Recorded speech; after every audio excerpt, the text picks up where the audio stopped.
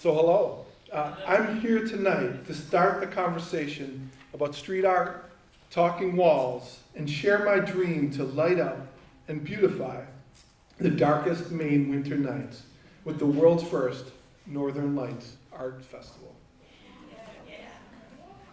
So Monday through Friday, I'm a learning specialist for our KVCC, Kennebec Valley Community College TRIO program, where daily I get to witness educational pioneers push through discomfort, past comfort zones, and beyond expectations to accomplish incredible things.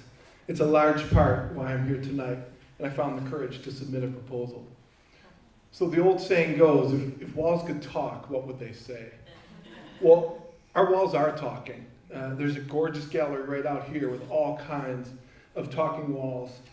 If you walk down Main Street, Waterville, you'll find plenty of wall conversations. I'm fascinated by this.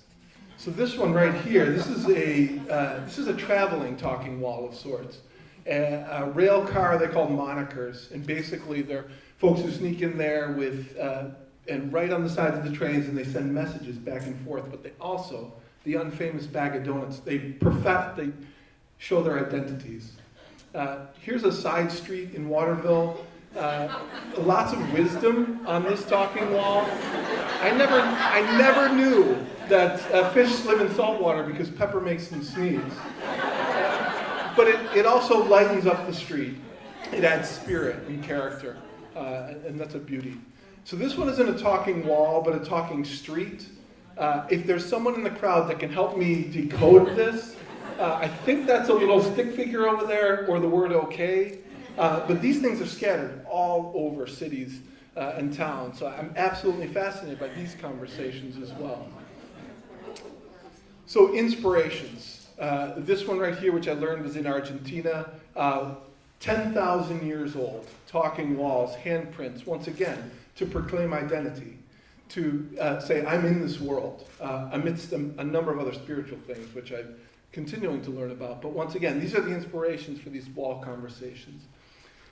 This one comes, Taki 183, the grandfather of American graffiti, one of them, posting his tag up on walls in New York City to proclaim his existence.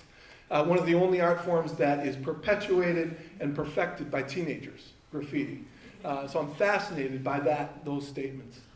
Once again, probably one of my idols here, JR, a French artist, who looks to bring the inside of buildings on the outside.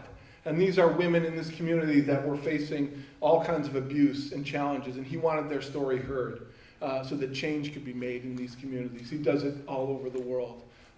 So I want to join the conversation.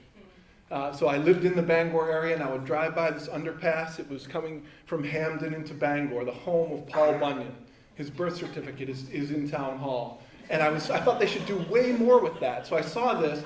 All kinds of conversations going on this wall that were covered over between the police department and graffiti artists. So I thought, Bunyan plaid. So I went to the Cultural Commission. I tried to do it legally and say, hey, could I put this up on the wall? I think it would be great, highlight Paul Bunyan and the city of Bangor. It would welcome everyone in. But the Department of Transportation told me that was a work of art in and of itself, the underpass. So discouraged and looking for motivation, I wanted something that maybe wasn't so permanent. So literally 2 weeks after that, I found Picasso and this whole notion of light painting. He would have a photographer hold the shutter down, and he would take one of those spotlights and draw his images, and then they would capture it. So I wanted to perfect this, at least as close as I could. So I got every colored light bulb I could possibly find and held the shutter open and would try to paint with light. And so I got this inspiration, and my wheels started turning. I can go back to one of those gray walls and join the wall conversation. So as I was studying light painting and figuring it out, reading articles, I found projector bombing. And what this is in all different kinds of images, you take that image and you project it onto a building in your community. And once again, non-permanent. I don't have to worry about the DOT and ruining works of art. So I wanted to try it. I worked at UMA at the time, and we were having a convocation with the theme revolution.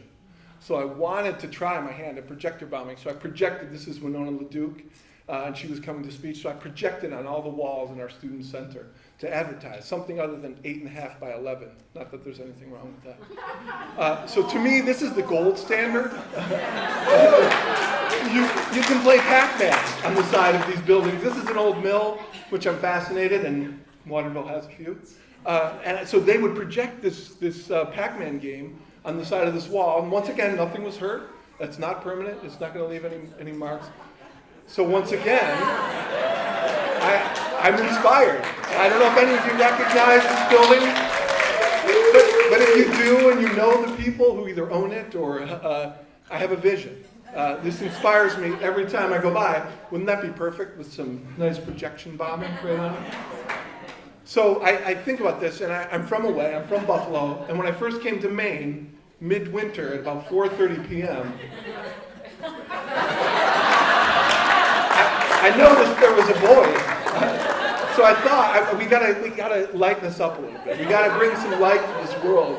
And so I would like to propose in 2016 we light up the dark winter nights here in Waterville or any town that's interested with the world's first ever Northern Lights Festival. So encourage projection artists from all over to have their images. Children, lots of very interesting things we could project onto walls.